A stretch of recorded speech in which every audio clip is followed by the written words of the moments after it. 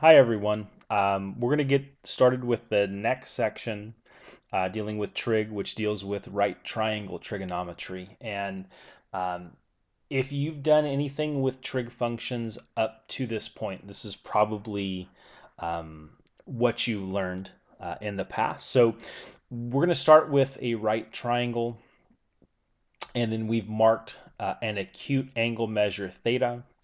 And then what we want to do is we want to name the sides relative to that angle theta. Okay, so we're going to call this side here the side opposite, angle theta. The side opposite the right angle is going to be the hypotenuse. And the remaining side is going to be the side adjacent to angle theta. Okay, so once we've named these three sides, we can come up with our right triangle definition of the six trigonometric functions. So we're going to let theta be an acute angle of a right triangle. Then the six trig functions of angle theta are defined as follows. Okay, so we're going to call the sine of angle theta the side opposite over the hypotenuse.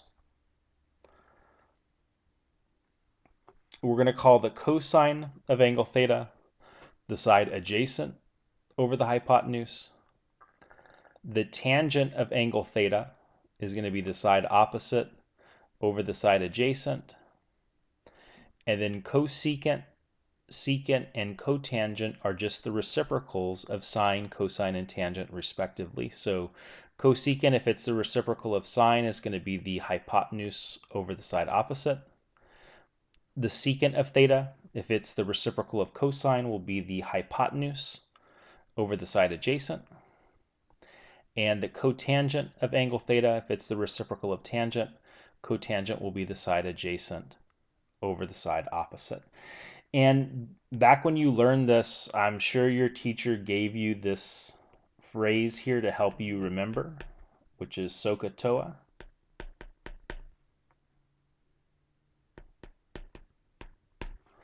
So the SOH, that sine is opposite over hypotenuse. CAH, cosine is adjacent over hypotenuse. And TOA, tangent is opposite over adjacent. So it just gives you an easy way to remember those ratios. Okay, so let's do a couple of examples illustrating this, where the directions for the first example, or for the first two examples, say to find the values of the six trig functions of angle theta. So for number one,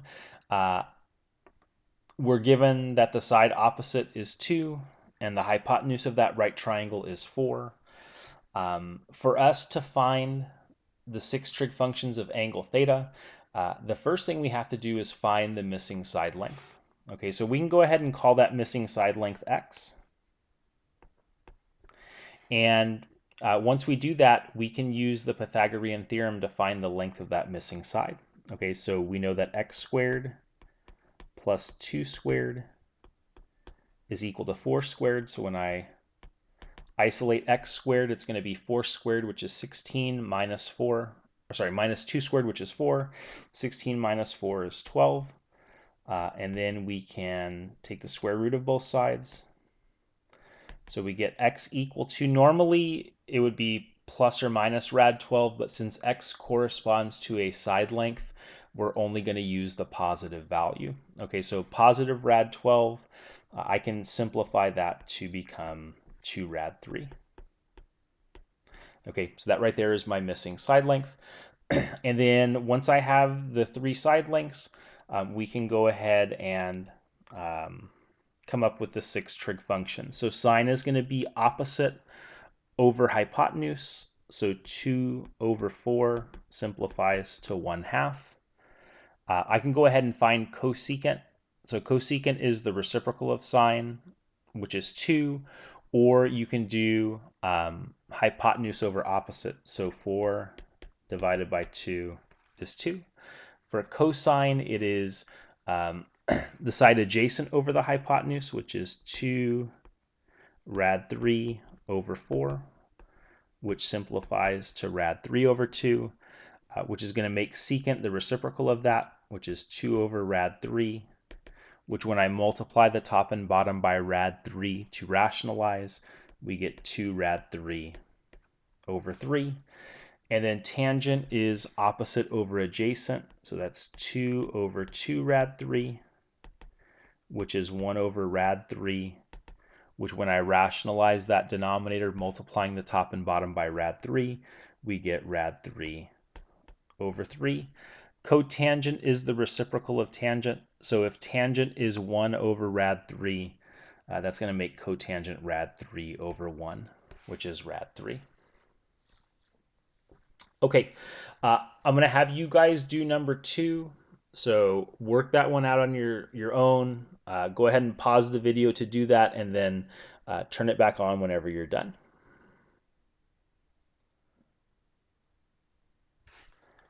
Okay, so with 2, again, we're going to let this missing side here be x. We can use the Pythagorean theorem to find the length of that side. So x squared plus 7 squared is going to be equal to the hypotenuse, rad 65 squared.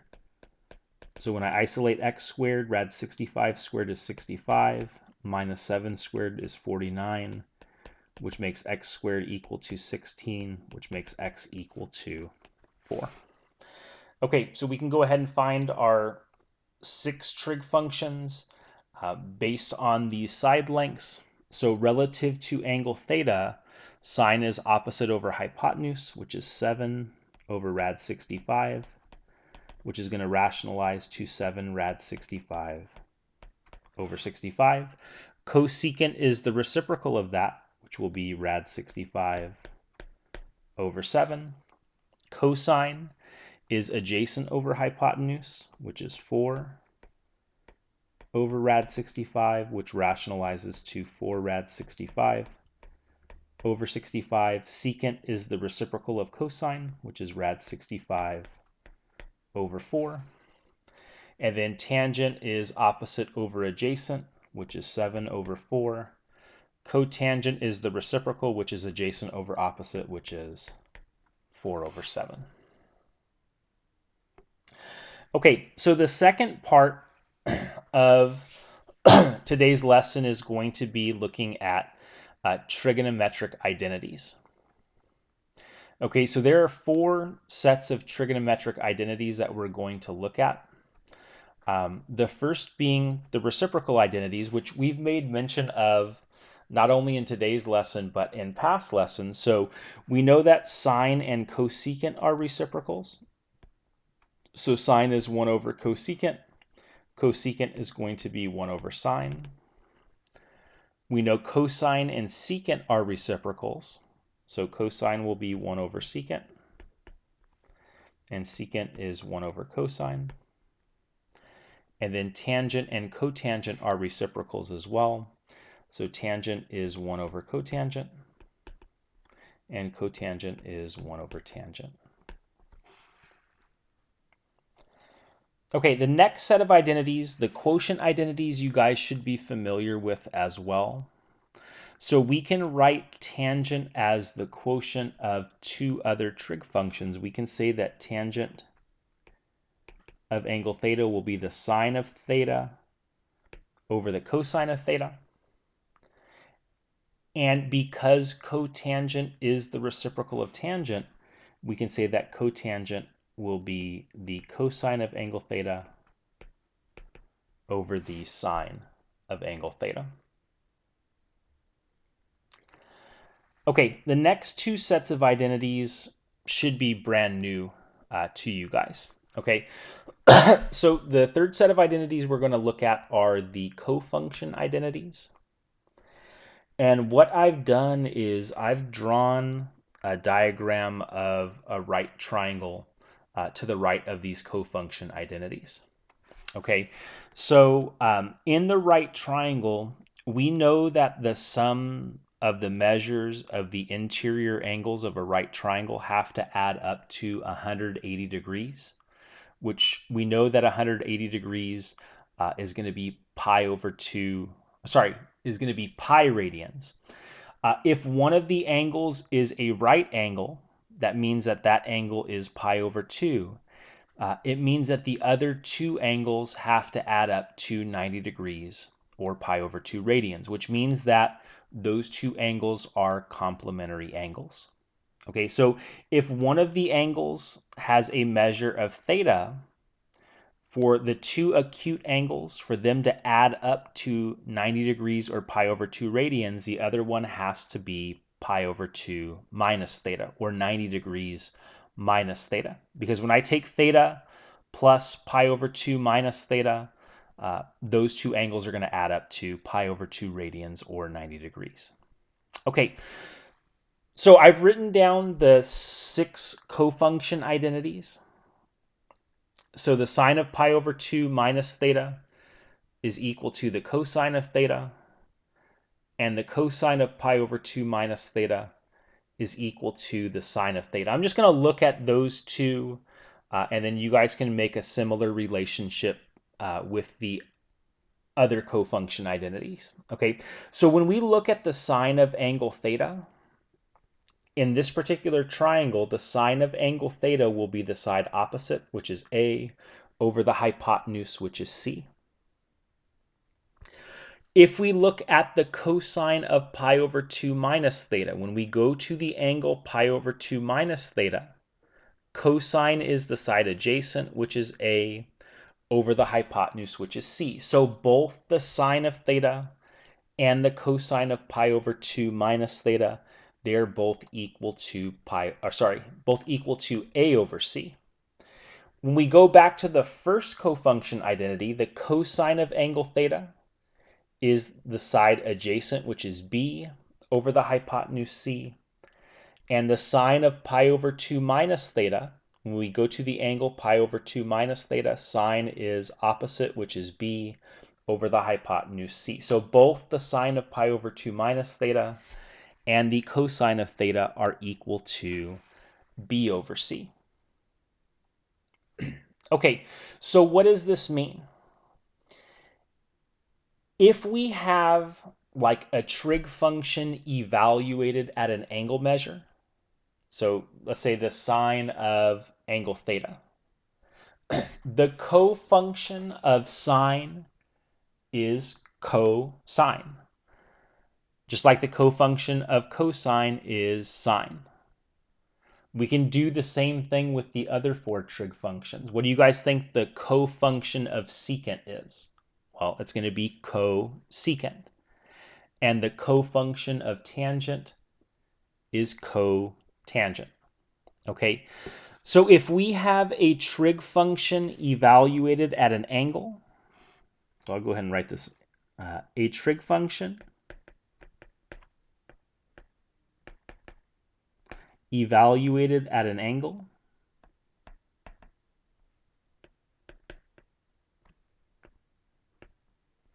is equal to the cofunction of the complement of that angle. Okay, so again, a trig function evaluated at an angle is equal to the cofunction of the complement of that angle. So sine of angle theta is going to be equal to the cofunction. So the cofunction of sine is cosine of the complement of angle theta is pi over 2 minus theta. Just like the cosine of angle theta is going to be equal to the cofunction. So the cofunction of cosine is sine of the complement of angle theta is pi over 2 minus theta. And you can do the same thing for cosecant and secant, and you can do the same thing for cotangent and tangent. And we can also do these cofunction identities in terms of degree measure. So all we would do in degree measure is we would replace pi over 2, which is an angle in radian measure, with the corresponding angle in degree measure, which is 90 degrees.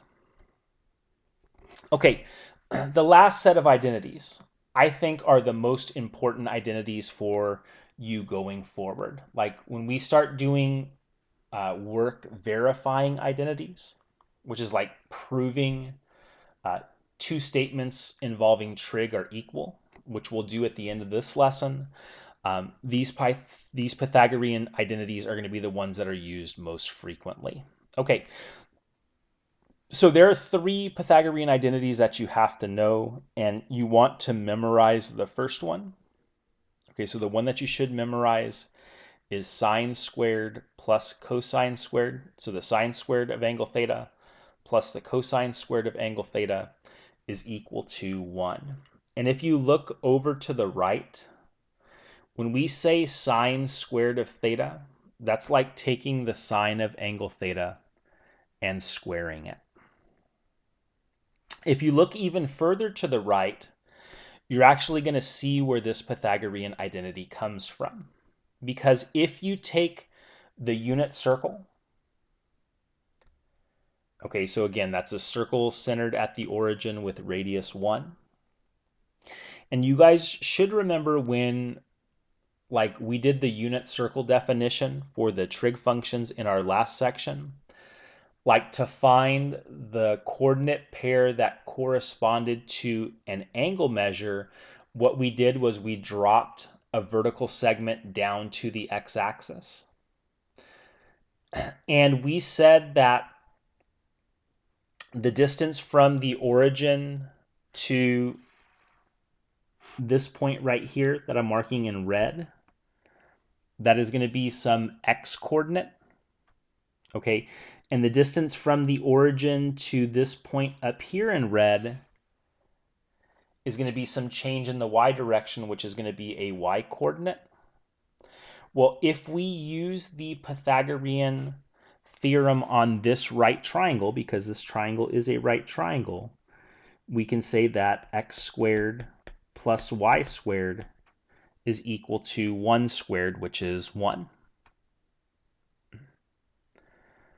How did we define sine on the unit circle? Didn't we say that sine was the y coordinate of our point on the unit circle? So we can, in that Pythagorean theorem equation, we can replace y with sine of theta squared, plus we can replace x. We defined x, the x coordinate of our point, as the cosine of theta. So we have the cosine of theta squared, and then if I just rearrange the left-hand side, we get sine squared plus cosine squared is equal to 1. So that's how we derive that Pythagorean identity, just using the unit circle and the relationships that we talked about in the last section. Okay, so that's the Pythagorean identity that you want to memorize.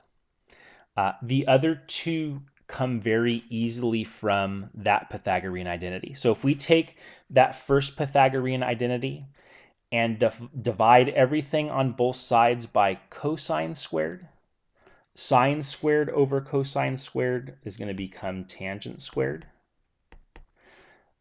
plus cosine squared over cosine squared is 1, and 1 over cosine squared is secant squared. Okay, and that is your second Pythagorean identity. To get the third Pythagorean identity, we want to take the first one, the one we have in blue, sine squared plus cosine squared is equal to 1. And then we're going to divide everything in that equation on both sides by sine squared. So sine squared over sine squared is 1. Cosine squared over sine squared is cotangent squared. And 1 over sine squared is cosecant squared. All right, so in the next lesson, in the next video, we're going to take the right triangle definitions and these identities, and we're going to do some examples with those.